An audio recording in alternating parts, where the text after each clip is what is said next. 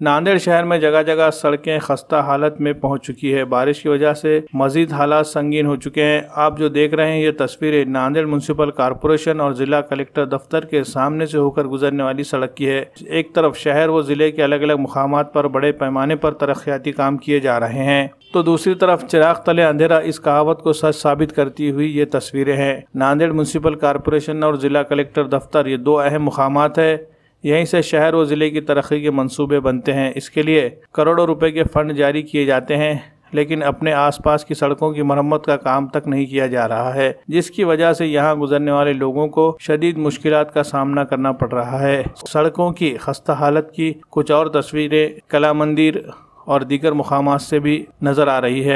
ऐसा नहीं है कि इस तरह के हालात हफ्ते दो हफ्ते में बने हैं, बल्कि पिछले कई महीनों से ये सड़क इस तरह से खराब तर होती चली गई, लेकिन इसकी मरम्मत की तरफ ध्यान नहीं दिया गया।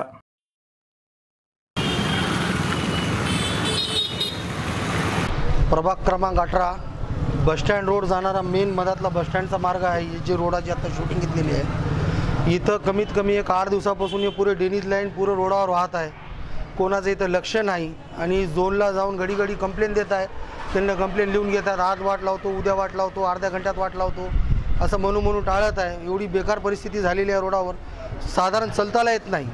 लहान ते नगरसेवक कोणीच नाही, तर वाली नाही या वार्डाला, कोणी प्रभागाला या कोणी नगरसेवक नाही, कोणीच नाही, कोणी वाली नाही या प्रभागाला। त्रास हे आम्हाला एवढंच म्हणायचं आहे की आयुक्त साहेबाला एवढी विनंती आहे, बस स्टँड मधला मेन जाणारा मार्ग आहे, हे रस्ता या इथं छोटे छोटे लहान लहान लेकरं पडत आहेत, गर्भवती बाया जाताना इथून चलताला येत नाही, पाय पिसळून पडत आहेत, कालची घटना झालेली आहे। आणि दुसरी गोष्ट म्हणजे माझी विनंती आहे की आयुक्त साहेबांना ही ड्रेनेज लाईन कमीत कमी या ड्रेनेज लाईनला 30 वर्ष झालेले आहेत। एवढीशी ड्रेनेज लाईन आहे 9 इंची, इथं मोठी ड्रेनेज लाईन टाकावा आणि चांगला रोड बनवून द्यावा, ही आमची हात जोडून विनंती आहे व्यापाऱ्यांकडून, सगळ्याकडून एवढीच माझी विनंती आहे। आणि कमीत कमी 8 दिवसापासून आयुक्त साहेबांनी झोन अधिकारी जे इथं बसलेले आहेत घामोड्या फॅक्टरीमध्ये, त्यांच्यावर तात्काळ कारवाई करावा, कारण की एक निष्काळजीपणा करत आहेत। 10 वेळेस गेल्यानंतर कंप्लेंट केल्यानंतर इथं कोणी येत नाही माणूस, एवढीच सध्या सर्वात अगोदर नांदेडचे जे नाक आहे रेल्वे स्टेशन ते पूर्ण गांधी पुतळ्यापर्यंत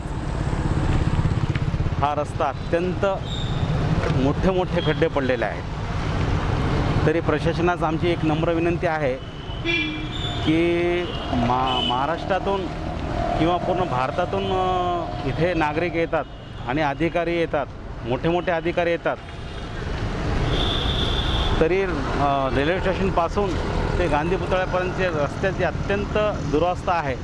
हे तर महत्त्वाचं आहे। याच्यामध्ये जिल्हा परिषद आहे, त्याच्यानंतर कोर्ट आहे, न्यायालय आहे, जिल्हा मध्यवर्ती बँक आहे, महानगरपालिका आहे, जिल्हाधिकारी कार्यालय आहे। तरीही या रस्त्यावर प्रशासनाने बघावे की किती मोठे खड्डे आहेत। जर याची जर मोजमाप केले तर कमीत कमी 2000 खड्डे येतात। तरी गाडी चालवताना आम्हाला पण सुद्धा त्रास होत आहे।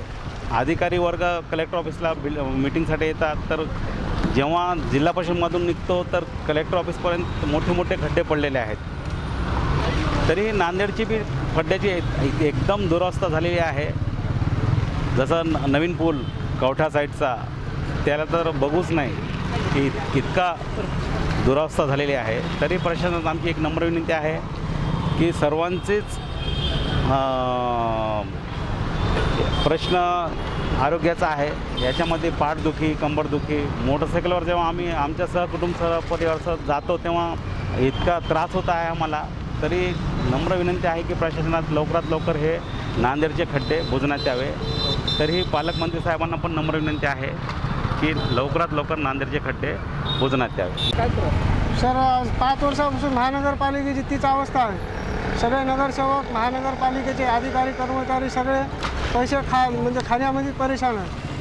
तर पावसाच्या पाण्याने खड्ड्याची दुरवस्था झाली, त्याबद्दल काय सांगा? दादा, आम्ही निवेदन देऊन सुद्धा ते महानगरपालिका काम करत नाही। कमीत कमी 4 ते 5 वेळेस पावसाळा सुरू होण्याच्या पहिले आपण निवेदन दिलेले आहे। सुधाकर पांढरे मित्रमंडळातर्फे आपण खूप प्रयत्न केलेले आहेत।